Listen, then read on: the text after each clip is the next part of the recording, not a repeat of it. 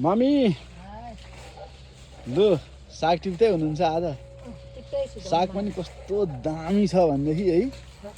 हेर्दै काँचै खाउँ जस्तो छ अघि भर्खर ल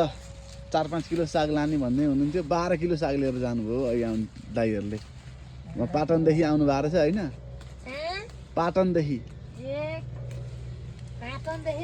पाटनदेखि आउनु भएको छ 4-5 किलो चाहिँ साग लानु पर्यो भन्दै हुनुहुन्थ्यो 12 किलो साग लिएर जानुभयो ल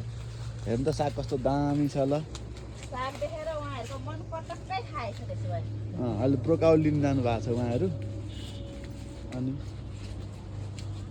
ल अब उता कति भनेदेखि त्यो टनलमा हामीले ठ्याक्कै 100 किलो साग भएछ त्यसमा पनि मम्मी हिजो टिपेको पनि 100 किलो आज टिपेको टनलमा पनि 100 किलो साग त जे भयो नि निक्लेको छ राम्रै छ अनि घर पछाडि कति आउँछ है यस्तो दामी छ कि साग एकचोटि देखाइदिनु त निकालेर घर पछाडिको त टिप्यौ अघि टिप्यो हैन 100 किलो काच्चै खाउँ जस्तो है कति राम्रो कस्तो दामी साग पनि है साग काच्चै खाउँ जस्तो साग ल साथीहो चाहिएमा सम्पर्क गर्नु होला मात्रै 50 रुपैयाँ किलो हो आज भोलि हाम्रो अफर छ 10 किलो किन्दिला 1 किलो फ्री छ गाइज